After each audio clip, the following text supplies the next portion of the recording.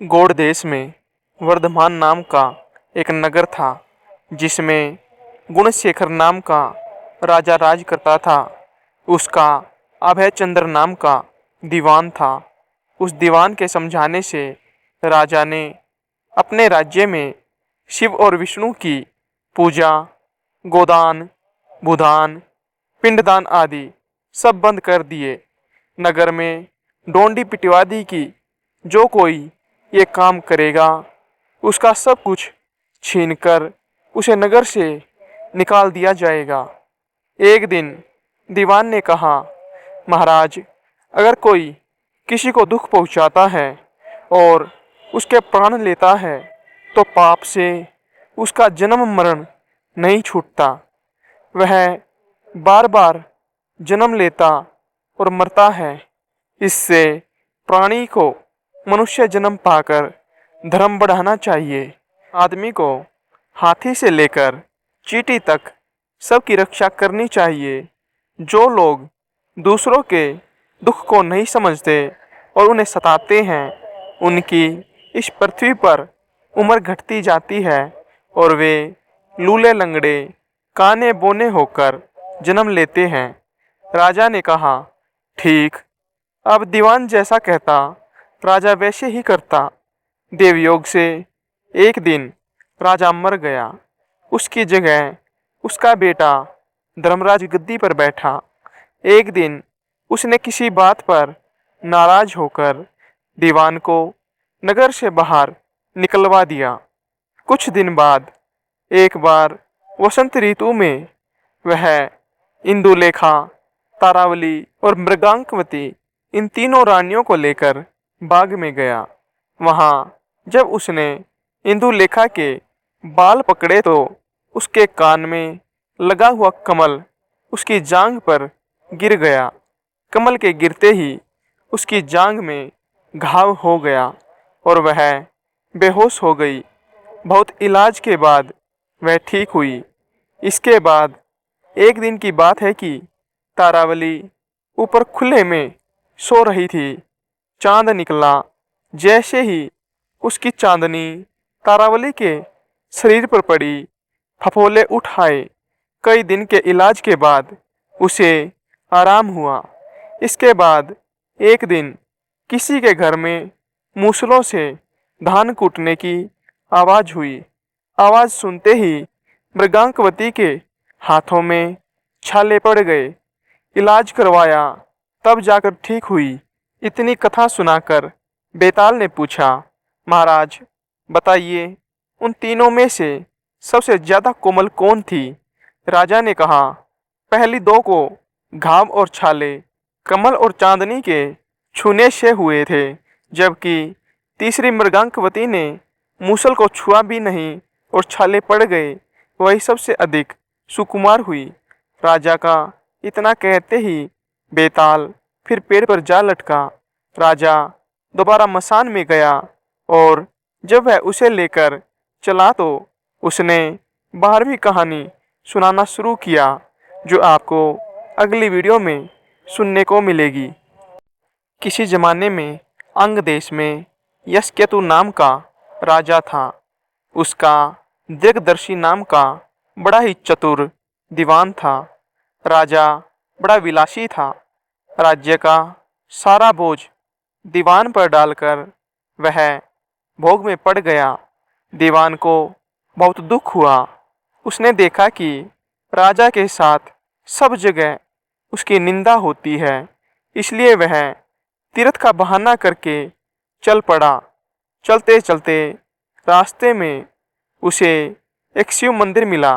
उसी समय निशिदत्त नाम का एक सौदागर वहां आया और दीवान के पूछने पर उसने बताया कि वह सुवर्ण द्वीप में व्यापार करने जा रहा है। दीवान भी उसके साथ हो लिया। दोनों जहाज पर चढ़कर सुवर्ण द्वीप पहुँचे और वहाँ व्यापार करके धन कमाकर लौटे। रास्ते में समुद्र में दीवान को एक कल्प वृक्ष दिखाई दिया। उसकी मोटी मोटी शाखाओं पर रत्नों से जुड़ा एक पलंग बिछा था। उस पर बैठी एक रूपवती कन्या वीणा बजा रही थी। थोड़ी देर बाद वह गायब हो गई। पेड़ भी नहीं रहा। दीवान बड़ा चकित हुआ। दीवान ने अपने नगर में लौटकर सारा हाल कह सुनाया। इस बीच इतने दिनों तक राज्य की जिम्मेदारी पड़ने से राजा सुधर गया था और उसने विलासिता छोड़ दी थी। दीवान की कहानी सुनकर राजा उस सुंदरी को पाने के लिए बेचैन हो उठा और राज्य का सारा काम दीवान को सौंपकर तपस्वी का भेष बनाकर वहीं पहुंचा। पहुंचने पर उसे वही कल्पवृक्ष और वीणा बजाती कन्या दिखाई दी। उसने राजा से पूछा, तुम कौन हो? राजा ने अपना परिचय दे दिया। कन्या बोली, मैं राजा मृगांक सेन की कन्या हूँ। मृगांकवती मेरा नाम है। मेरे पिता मुझे छोड़कर न जाने कहाँ चले गए। राजा ने उसके साथ विवाह कर लिया। कन्या ने यह शर्त रखी कि वह हर महीने के शुक्ल पक्ष और कृष्ण पक्ष की चतुर्दशी और अष्टमी को कहीं जाया करेगी और राजा उसे रोकेगा नहीं। राजा ने यह शर्त मान ली। इसके बाद कृष्ण पक्ष की चतुर्दशी आई तो राजा से पूछकर मृगांकवती वहां से चली। राजा भी चुपचाप पीछे पीछे चल दिया। अचानक राजा ने देखा कि एक राक्षस निकला और उसने मृगांकवती को निगल लिया। राजा को बड़ा गुस्सा आया और उसने राक्षस का सिर काट डाला। मृगांकवती उसके पेट से जीवित निकल आई। राजा ने उससे पूछा कि यह क्या माजरा है। तब उसने कहा, महाराज, मेरे पिता मेरे बिना भोजन नहीं करते थे। मैं अष्टमी और चतुर्दशी के दिन शिव पूजा करने यहाँ आती थी। एक दिन पूजा में मुझे बहुत देर हो गई। पिता को भूखा रहना पड़ा। देर से जब मैं घर लौटी तो उन्होंने गुस्से में मुझे शाप दे दिया कि अष्टमी और चतुर्दशी के दिन जब मैं पूजन के लिए आया करूँगी तो एक राक्षस मुझे निगल जाया करेगा और मैं उसका पेट चीरकर निकला करूँगी। जब मैंने उनसे शाप छुड़ाने के लिए बहुत अनुनय किया तब वे बोले, जब अंग देश का राजा तेरा पति बनेगा और तुझे राक्षस से निगली जाते देखेगा तो वह राक्षस को मार देगा। तब तेरे शाप का अंत होगा। इसके बाद राजा उसे लेकर नगर में आया। दीवान ने यह देखा तो उसका हृदय फट गया और वह मर गया। इतना कहकर बेताल ने पूछा, हे राजन, यह बताओ कि स्वामी की खुशी के समय दीवान का हृदय क्यों फट गया? राजा ने कहा, इसलिए कि उसे सोचा कि राजा फिर से स्त्री के चक्कर में पड़ गया है और अब फिर राज्य की दुर्दशा होगी। राजा का इतना कहना था कि बेताल फिर पेड़ पर जा लटका। राजा ने वहां जाकर फिर उसे साथ लिया तो रास्ते में बेताल 13वीं कहानी सुनाने लगा, जो आपको अगली वीडियो में सुनने को मिलेगी। बनारस में देव स्वामी नाम का एक ब्राह्मण रहता था। उसे हरिदास नाम का पुत्र था। हरिदास की बड़ी सुंदर पत्नी थी। नाम था लावण्यवती। एक दिन वे महल के ऊपर छत पर सो रहे थे कि आधी रात के समय एक गंधर्व कुमार आकाश में घूमता हुआ उधर से निकला। वह लावण्यवती के रूप पर मुग्ध होकर उसे उड़ाकर ले गया। जागने पर हरिदास ने देखा कि उसकी स्त्री नहीं है तो उसे बड़ा दुख हुआ और वह मरने के लिए तैयार हो गया। लोगों के समझाने पर वह मान गया, लेकिन यह सोचकर कि तीर्थ करने से शायद पाप दूर हो जाए और हो सकता है स्त्री भी मिल जाए, वह घर से निकल पड़ा।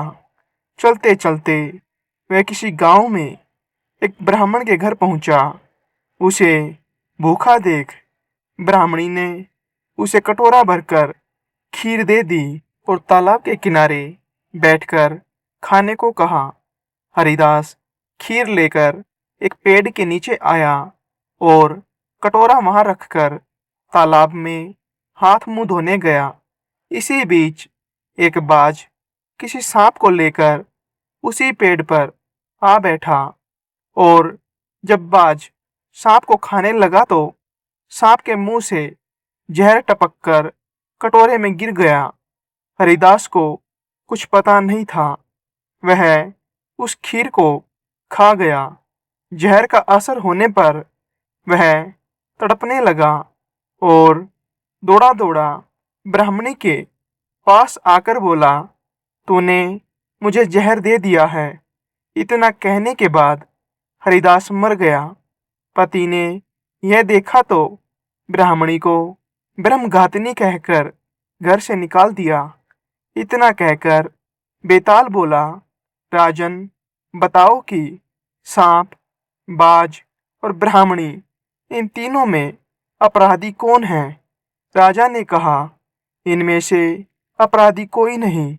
सांप तो इसलिए नहीं क्योंकि वह शत्रु के वश में था। बाज इसलिए नहीं कि वह भूखा था, जो उसे मिला उसी को वह खाने लगा। ब्राह्मणी इसलिए नहीं कि उसने अपना धर्म समझकर उसे बिना जहर वाली खीर दी थी। जो इन तीनों में से किसी को दोषी कहेगा वह स्वयं दोषी होगा। इसलिए अपराधी ब्राह्मणी का पति था, जिसने बिना विचारे ब्राह्मणी को घर से निकाल दिया। इतना सुनकर बेताल फिर पेड़ पर जा लटका। राजा दोबारा उसे लेकर चला तब बेताल ने 14वीं कहानी सुनाना शुरू किया, जो आपको अगली वीडियो में सुनने को मिलेगी। अयोध्या नगरी में वीरकेतु नाम का राजा राज करता था। उसके राज्य में रतनदत्त नाम का एक साहूकार था, जिसको रतनवती नाम की एक लड़की थी।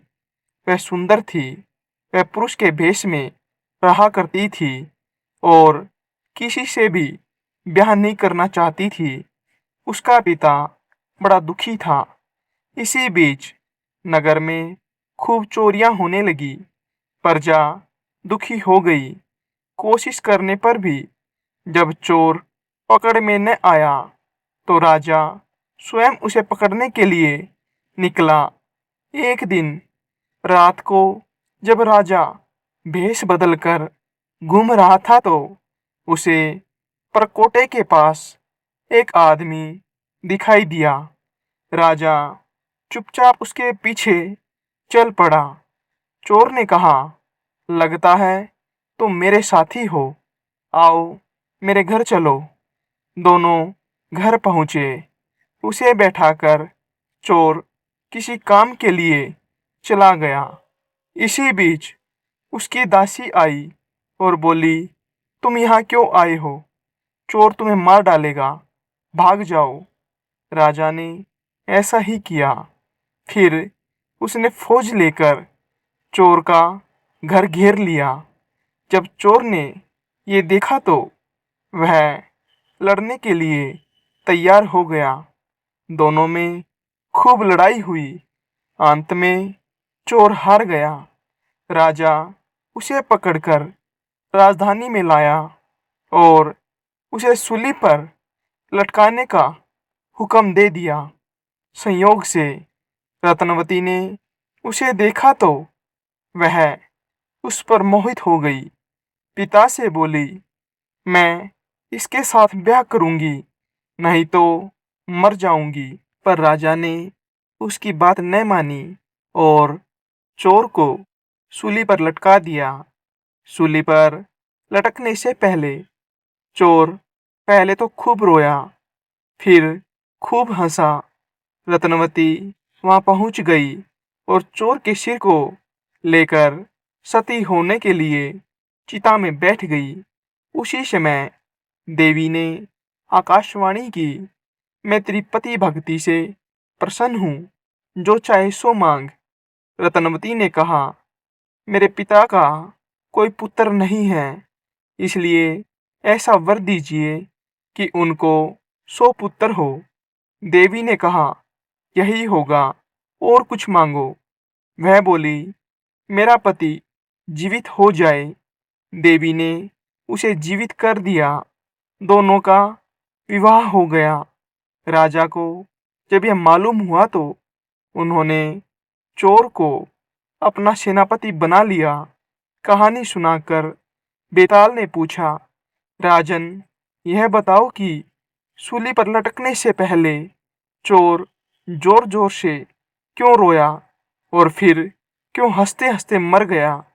राजा ने कहा, रोया तो इसलिए कि वह राजा रतन दत्त का कुछ भी भला नहीं कर सकेगा। हंसा इसलिए कि रत्नवती बड़े बड़े राजाओं और धनिकों को छोड़कर उस पर मुग्ध होकर मरने को तैयार हो गई। स्त्री के मन की गति को कोई नहीं समझ सकता। इतना सुनकर बेताल गायब होकर पेड़ पर जा लटका।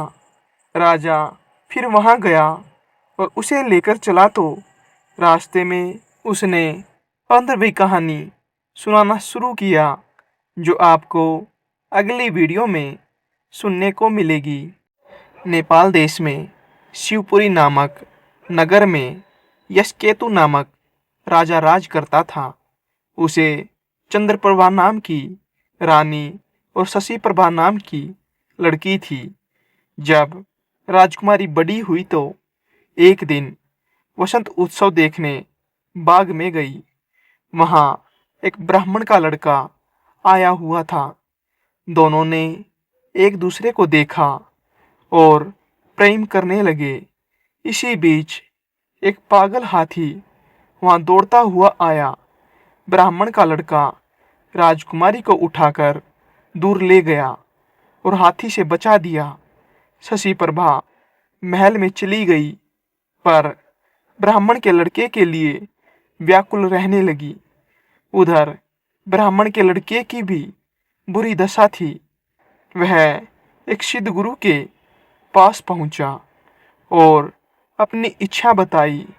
उसने एक योग गुटिका अपने मुंह में रखकर ब्राह्मण का रूप बना लिया और एक गुटिका ब्राह्मण के लड़के के मुंह में रखकर उसे सुंदर लड़की बना दिया।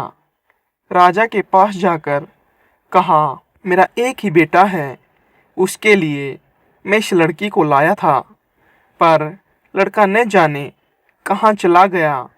आप इसे यहाँ रख ले, मैं लड़के को ढूंढने जाता हूँ। मिल जाने पर इसे ले जाऊंगा। सिद्ध गुरु चला गया और लड़की के भेष में ब्राह्मण का लड़का राजकुमारी के पास रहने लगा। धीरे धीरे दोनों में बड़ा प्रेम हो गया। एक दिन राजकुमारी ने कहा, मेरा दिल बड़ा दुखी रहता है। एक ब्राह्मण के लड़के ने पागल हाथी से मेरे प्राण बचाए थे। मेरा मन उसी में रमा है। इतना सुनकर उसने गुटिका मुंह से निकाल ली और लड़के के रूप में आ गया। राजकुमारी उसे देखकर बहुत प्रसन्न हुई। तब से वह रात को रोज गुटिका निकालकर लड़का बन जाता, दिन में लड़की बना रहता।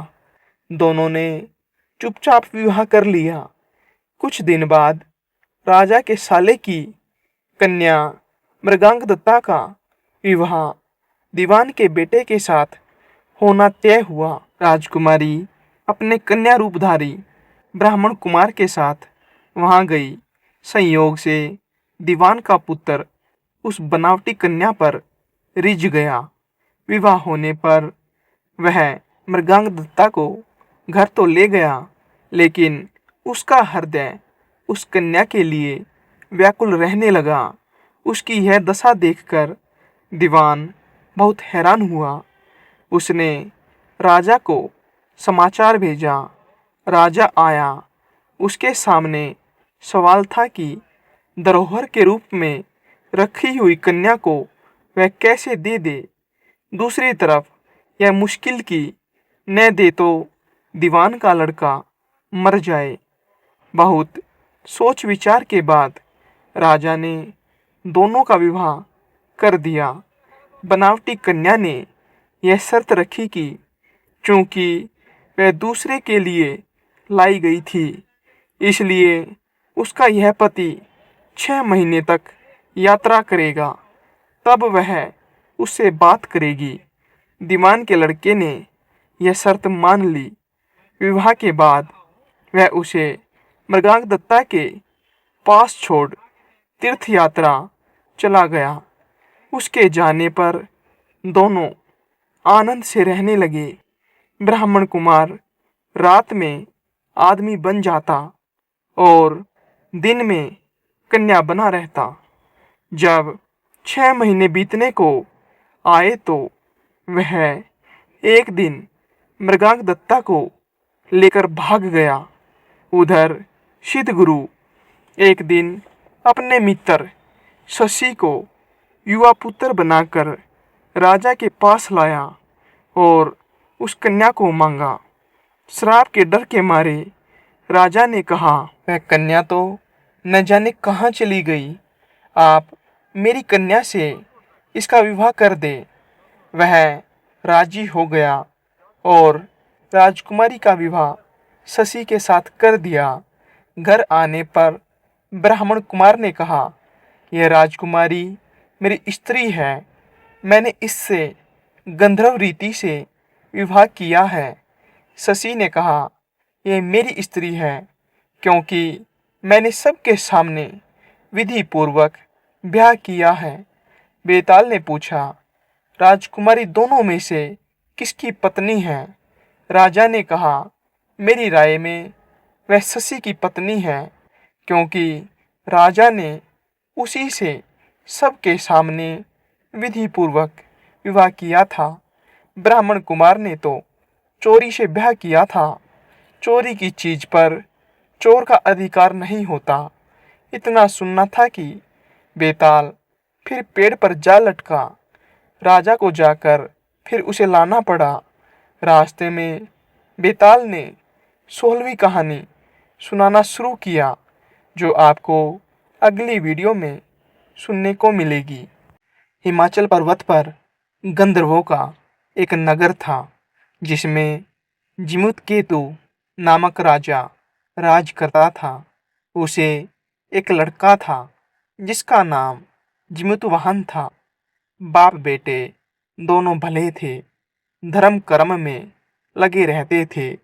इससे प्रजा के लोग बहुत स्वच्छंद हो गए और एक दिन उन्होंने राजा के महल को घेर लिया।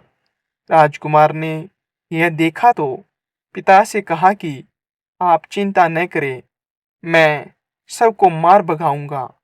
राजा बोला, नहीं, ऐसा मत करो। युधिष्ठिर भी महाभारत करके पछताए थे। इसके बाद राजा अपने गोत्र के लोगों को राज्य सौंप राजकुमार के साथ मल्याचल पर जाकर मढ़ी बनाकर रहने लगा। वहाँ जिमुतवाहन की एक ऋषि के बेटे से दोस्ती हो गई। एक दिन दोनों पर्वत पर भवानी के मंदिर में गए तो देवयोग से उन्हें मल्लकेतु राजा की पुत्री मिली। दोनों एक दूसरे पर मोहित हो गए। जब कन्या के पिता को मालूम हुआ तो उसने अपनी बेटी उसे ब्याह दी। एक रोज की बात है कि जिमुतवाहन को पहाड़ पर एक सफेद ढेर दिखाई दिया। पूछा तो मालूम हुआ कि पाताल से बहुत से नाग आते हैं जिन्हें गरुड़ खा लेता है। यह ढेर उन्हीं की हड्डियों का है। उसे देखकर जिमुतवाहन आगे बढ़ गया। कुछ दूर जाने पर उसे किसी के रोने की आवाज सुनाई दी। पास गया तो देखा कि एक बुढ़िया रो रही है। कारण पूछा तो उसने बताया कि आज उसके बेटे शंखचूड़ नाग की बारी है। उसे गरुड़ आकर खा जाएगा।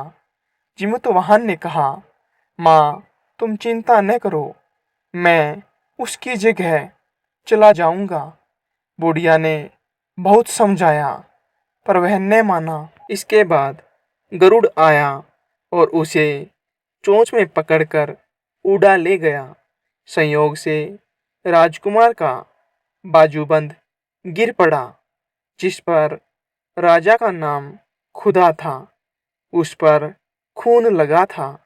राजकुमारी ने उसे देखा, वह मूर्छित हो गई। होश आने पर उसने राजा और रानी को सब हाल सुनाया। वे बड़े दुखी हुए और जिमुतवाहन को खोजने निकले। तभी उन्हें शंखचूड़ मिला। उसने गरुड़ को पुकारकर कहा, हे गरुड़, तू इसे छोड़ दे, बारी तो मेरी थी। गरुड़ ने राजकुमार से पूछा, तू अपनी जान क्यों दे रहा है? उसने कहा, उत्तम पुरुष को हमेशा दूसरों की मदद करनी चाहिए। यह सुनकर गरुड़ बहुत खुश हुआ। उसने राजकुमार से वर मांगने को कहा। जिमुतवाहन ने अनुरोध किया कि सब सांपों को जिंदा कर दो। गरुड़ ने ऐसा ही किया। फिर उसने कहा, तुझे अपना राज्य भी मिल जाएगा। इसके बाद वे लोग अपने नगर को लौट आए। लोगों ने राजा को फिर गद्दी पर बैठा दिया। इतना कहकर बेताल बोला, हे राजन, यह बताओ, इसमें सबसे बड़ा काम किसने किया? राजा ने कहा, शंखचूड़ ने। बेताल ने पूछा, कैसे? राजा बोला, जिमुतवाहन जाति का क्षत्रिय था, प्राण देने का उसे अभ्यास था, लेकिन बड़ा काम तो शंखचूड़ ने किया, जो अभ्यास न होते हुए भी जिमुतवाहन को बचाने के लिए अपनी जान देने को तैयार हो गया। इतना सुनकर बेताल फिर पेड़ पर जा लटका। राजा उसे लाया तब उसने 17वीं कहानी सुनाना शुरू किया, जो आपको अगली वीडियो में सुनने को मिलेगी। चंद्रशेखर नगर में रतनदत्त नाम का एक सेठ रहता था। उसकी एक लड़की थी जिसका नाम था उन्मादिनी। जब वह बड़ी हुई तो रतनदत्त ने राजा के पास जाकर कहा कि आप चाहे तो उससे ब्याह कर लीजिए। राजा ने 3 दासियों को लड़की को देख आने को कहा। उन्होंने उन्मादिनी को देखा तो उसके रूप पर मुग्ध हो गई, लेकिन उन्होंने यह सोचकर कि राजा उसके वश में हो जाएगा, आकर कह दिया कि वह तो कुलच्छणी है। राजा ने सेठ से इनकार कर दिया। इसके बाद सेठ ने राजा के सेनापति बलभद्र से उसका विवाह कर दिया। वे दोनों अच्छी तरह से रहने लगे। एक दिन राजा की सवारी उस रास्ते से निकली। उस समय उन्मादिनी अपने कोठे पर खड़ी थी। राजा की उस पर निगाह पड़ी तो वह उस पर मोहित हो गया। उसने पता लगाया तो मालूम हुआ कि वह सेठ की लड़की है। राजा ने सोचा कि हो न हो, जिन दासियों को मैंने देखने भेजा था उन्होंने छल किया है। राजा ने उन्हें बुलाया तो उन्होंने आकर सारी बात सच सच कह दी। इतने में सेनापति वहां आ गया। उसे राजा की बेचैनी मालूम हुई। उसने कहा, स्वामी, उन्मादिनी को आप ले लीजिए। राजा ने गुस्सा होकर कहा, क्या मैं अधर्मी हूँ जो पराई स्त्री को ले लूं? राजा को इतनी व्याकुलता हुई कि वह कुछ दिन में मर गया। सेनापति ने अपने गुरु को सब हाल सुनाकर पूछा कि अब मैं क्या करूं।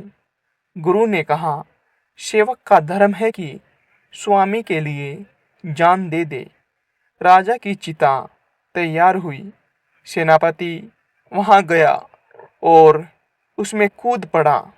जब उन्मादिनी को यह बात मालूम हुई तो वह पति के साथ जल जाना धर्म समझकर चिता के पास पहुंची और उसमें जाकर भस्म हो गई। इतना कहकर बेताल ने पूछा, विक्रम, बताओ, सेनापति और राजा में कौन अधिक साहसी था। विक्रम ने कहा, राजा अधिक साहसी था, क्योंकि उसने राजधर्म पर दृढ़ रहने के लिए उन्मादिनी को उसके पति के कहने पर भी स्वीकार नहीं किया और अपने प्राणों को त्याग दिया। सेनापति कुलीन सेवक था। अपने स्वामी की भलाई में उसका प्राण देना अचरज की बात नहीं। असली काम तो राजा ने किया। प्राण छोड़कर भी राजधर्म नहीं छोड़ा। राजा का यह उत्तर सुनकर बेताल फिर पेड़ पर जा लटका। राजा उसे पुण्य पकड़ कर लाया। तब उसने 18वीं कहानी सुनाना शुरू किया, जो आपको अगली वीडियो में सुनने को मिलेगी। उज्जैन नगरी में महासेन नाम का राजा राज करता था। उसके राज्य में वासुदेव शर्मा नाम का एक ब्राह्मण रहता था, जिसे गुणाकर नाम का बेटा था। गुणाकर बड़ा जुहारी था। वह अपने पिता का सारा धन जुए में हार गया। ब्राह्मण ने उसे घर से निकाल दिया। वह दूसरे नगर में पहुंचा। वहां उसे एक योगी मिला।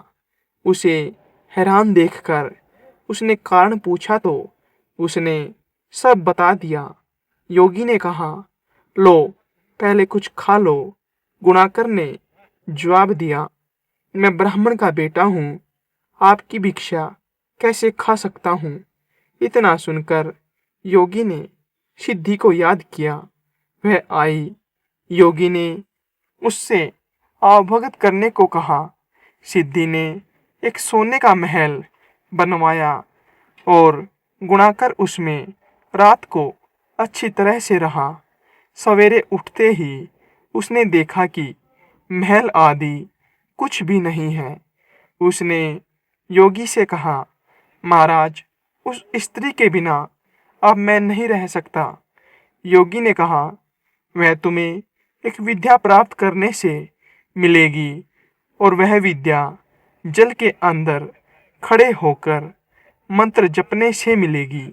लेकिन वह लड़की तुम्हें मेरी सिद्धि से मिल सकती है, तो तुम विद्या प्राप्त करके क्या करोगे।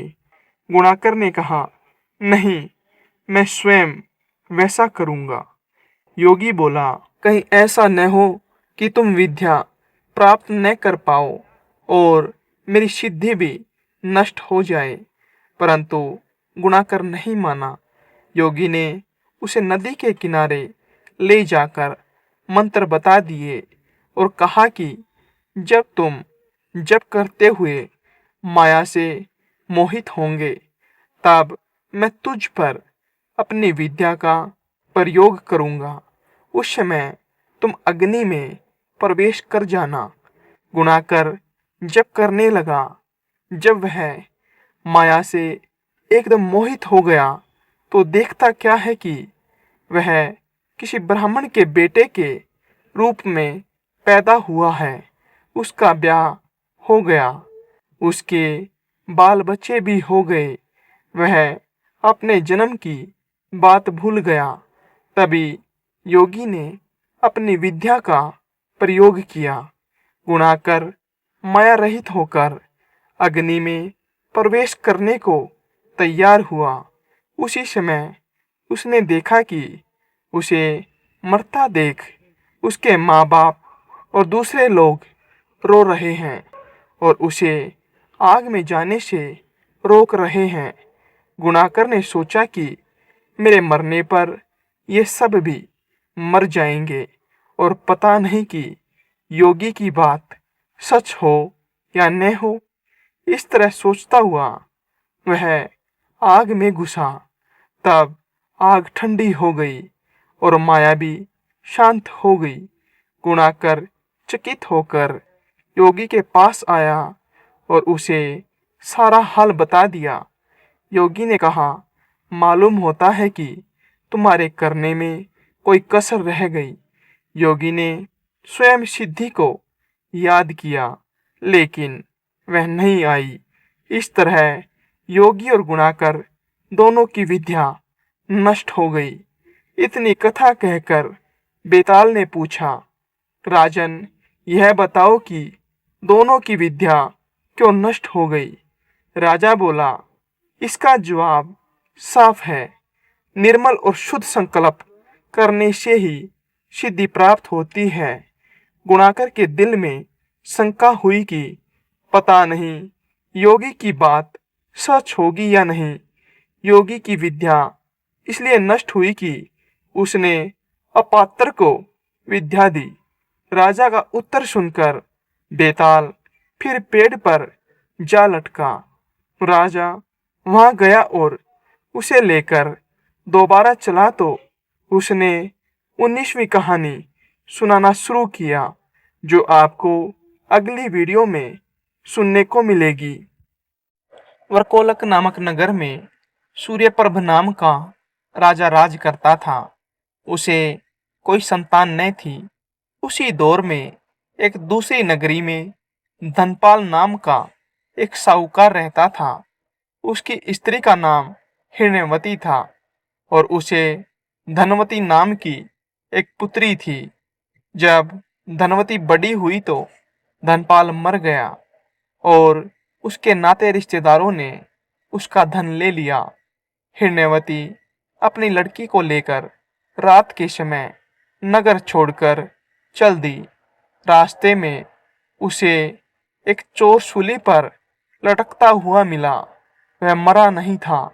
उसने हिरण्यवती को देखकर अपना परिचय दिया और कहा, मैं तुम्हें 1000 अशर्फियां दूंगा। तुम अपनी लड़की का ब्याह मेरे साथ कर दो। हिरण्यवती ने कहा, तुम तो मरने वाले हो। चोर बोला, मुझे कोई पुत्र नहीं है और निपुते की परलोक में सदगति नहीं होती। अगर मेरी आज्ञा से और किसी से भी इससे पुत्र पैदा हो जाएगा तो मुझे सदगति मिल जाएगी। हिरण्यवती ने लोभ के वश होकर उसकी बात मान ली और धनवती का ब्याह उसके साथ कर दिया। चोर बोला, इस बड़ के पेड़ के नीचे अशर्फियां गड़ी है, उन्हें ले लेना और मेरे प्राण निकलने पर मेरा क्रियाकर्म करके तुम अपनी बेटी के साथ अपने नगर में चली जाना। इतना कहकर चोर मर गया। हिरण्यवती ने जमीन खोदकर अशर्फियां निकाली, चोर का क्रियाक्रम किया और अपने नगर में लौट आई। उसी नगर में वसुदत्त नाम का एक गुरु था, जिसका मन स्वामी नाम का शिष्य था। वह शिष्य एक वेश्या से प्रेम करता था। वेश्या उससे 500 अशर्फियां मांगती थी। वह कहाँ से लाकर देता? संयोग से धनवती ने मन स्वामी को देखा और वह उसे चाहने लगी। उसने अपनी दासी को उसके पास भेजा। मन स्वामी ने कहा कि मुझे 500 अशर्फियां मिल जाए तो मैं एक रात धनवती के साथ रह सकता हूँ। हिरण्यवती राजी हो गई। उसने मन स्वामी को 500 अशर्फियां दे दी। बाद में धनवती से एक पुत्र उत्पन्न हुआ। उसी रात शिवाजी ने सपने में उन्हें दर्शन देकर कहा, तुम इस बालक को 1000 अशर्फियों के साथ राजा के महल के दरवाजे पर रख आओ। माँ बेटी ने ऐसा ही किया। उधर शिवाजी ने राजा को सपने में दर्शन देकर कहा, तुम्हारे द्वार पर किसी ने धन के साथ लड़का रख दिया है, उसे ग्रहण करो। राजा ने अपने नौकरों को भेजकर बालक और अशरफियों को मंगा लिया। बालक का नाम उसने चंद्रप्रभ रखा। जब वह लड़का बड़ा हुआ तो उसे गद्दी सौंपकर राजा काशी चला गया और कुछ दिन बाद मर गया। पिता के ऋण से पूर्ण होने के लिए चंद्रप्रभ तीर्थ करने निकला। जब वह घूमते हुए गया कूप पहुंचा और पिंडदान किया तो उसमें से 3 हाथ एक साथ निकले। चंद्रप्रभ ने चकित होकर ब्राह्मणों से पूछा कि किसको पिंड दूं। उन्होंने कहा, लोहे की कील वाला चोर का हाथ है, पवित्री वाला ब्राह्मण का और अंगूठी वाला राजा का। आप तय करो कि किसको देना है। इतना कहकर बेताल बोला, राजन तुम बताओ कि उसने किसको पिंड देना चाहिए। राजा ने कहा, चोर को, क्योंकि उसी का वह पुत्र था। मनस्वामी उसका पिता इसलिए नहीं हो सकता कि वह तो एक रात के लिए पैसे से खरीदा हुआ था। राजा भी उसका पिता नहीं हो सकता क्योंकि उसे बालक को पालने के लिए धन मिल गया था। इसलिए चोर ही पिंड का अधिकारी है। इतना सुनकर बेताल फिर पेड़ पर जा लटका। राजा दोबारा उसे लेकर चला। तब उसने 20वीं कहानी सुनाना शुरू किया जो आपको अगली वीडियो में सुनने को मिलेगी।